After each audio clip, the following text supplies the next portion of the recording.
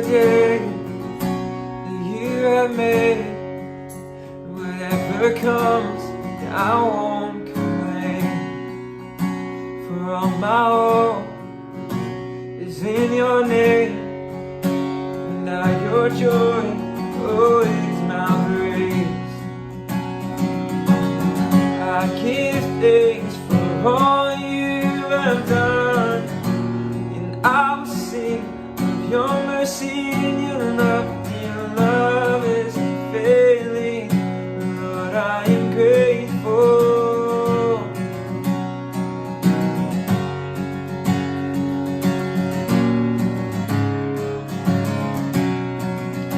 When I was down, you brought me out and set my feet on higher ground. So here I stand, you are my God, faithfulness, my solid rock.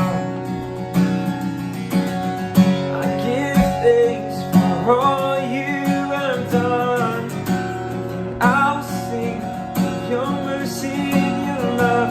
Your love is unfailing, Lord, I am grateful. I give thanks for all you have done. Won't forget all the battles you have won. Your love is unfailing, Lord, I am grateful.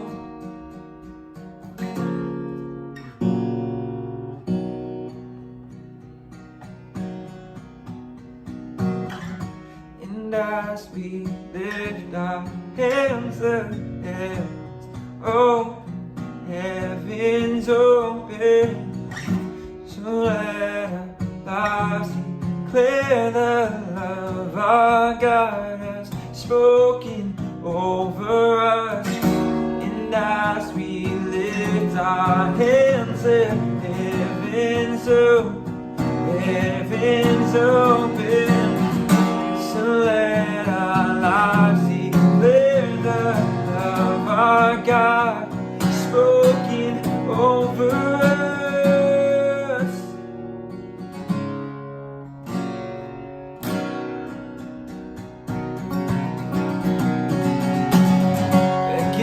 Thanks for all you have done, and I will sing of your mercy and your love. Your love is unfailing, Lord, I am grateful. I give thanks for all you have done, and won't forget all the battles you have won. Your love is unfailing, Lord, I am grateful. We are grateful for all you've done. So we are grateful. Good morning, Gold Creek. Another edition of our devotions or daily inspirations out of the 1 Year Bible. And I am sitting on my boat today. If you know me very well at all, you know one of my happy places is on my little boat. Whether it's river, lake, not big enough for the ocean, but I love it. It's a simple place where I can find some peace. But what I love about a boat is there's a lot of instances about boats here in the scriptures.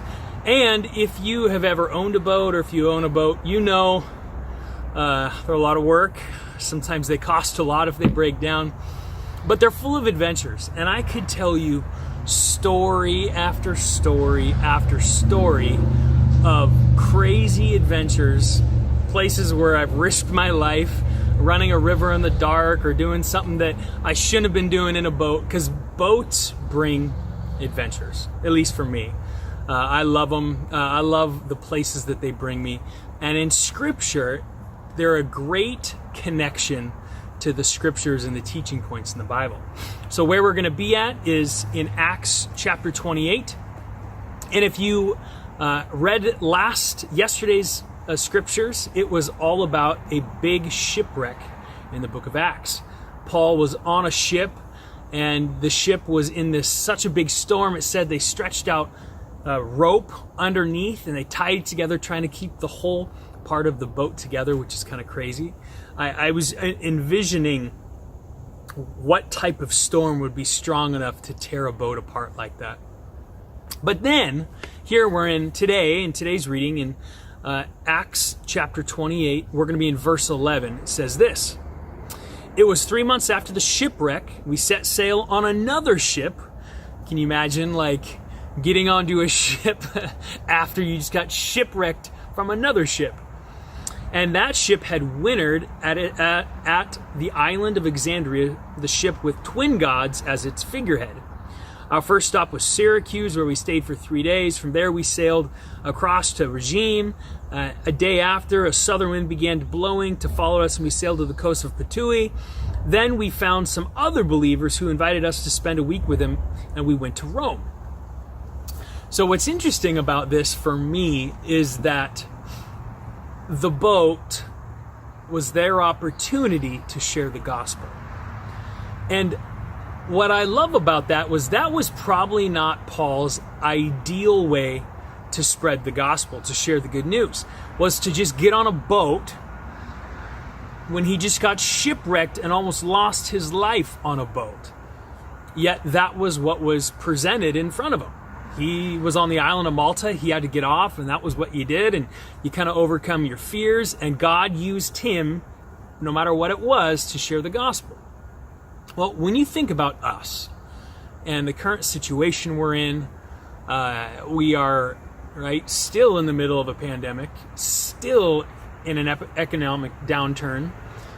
Now, what's different between a few months ago and now is probably a lot more of us are struggling with our mental health, because there's all this negativity and there's all this stuff that doesn't seem to get better. The situation that we're in is probably not ideal to share our faith. It's easy to share your faith when you get to tell people about how good things are and how God's blessed you. But I love what Paul showed us here in the scripture, that sharing our faith is not dependent on our circumstances and the situation we're in. I want to say that again. Sharing our faith is not dependent on the circumstances of the situations we're in. We're sharing about the power of God, and the power of God changes people. It doesn't have to change us.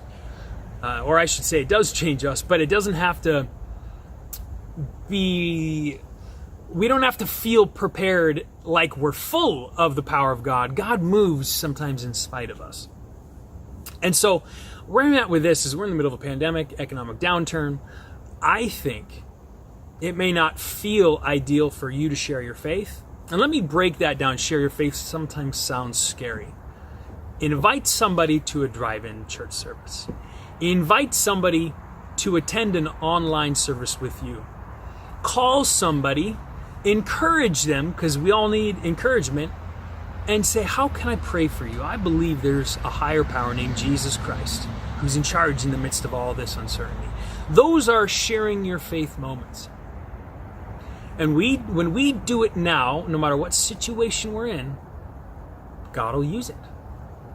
It's getting back on the horse. It's getting onto a ship like Paul did, even though he was just shipwrecked. God uses all these situations we're in, and he sees them as opportunities. And here's my real encouragement for you guys this morning is I think people are more ready for the gospel than ever before. And the reason why I tell you that is because in the last 2 months, I have personally seen people give their life to Christ who would have never given their life to Christ. I've personally helped men, guys that I've sat down with, take that step to follow Jesus who typically wouldn't in these last 2 months, because this situation we're in is allowing us to think about God more. And so let it be an encouragement to you. You don't have to have it all together. You don't have to have all the answers. You don't have to have the ideal situation to share your faith. The situation you're in as depressing as it may be or as exciting as it may be, no matter what it is, the situation you are in is the situation God put you in to share your faith, to bring the good news to people. As a Christian, if you are a Christian, if you are a follower of Jesus, you have and I have the opportunity right now that no matter what might be going on bad in my life, I still have the fact that Jesus is for me and died for me, and there's a heaven and he prepared a place for me. I mean, that's just good news by itself. And so I have the opportunity to share that with other people. So don't let shipwrecks in your life deter you from sharing your faith. Don't let bad circumstances in your life to deter you from sharing a word of encouragement, to praying for somebody, for being bold and reaching out over the phone to somebody. Our opportunity to share our faith is more ripe, and now is the time more than ever before in the history of our world. People need the good news, and I am a carrier of it. You are a carrier of it. We have an opportunity to get back on the ship, even though it was shipwrecked, and keep going. And God will use those opportunities. That's my encouragement for you today.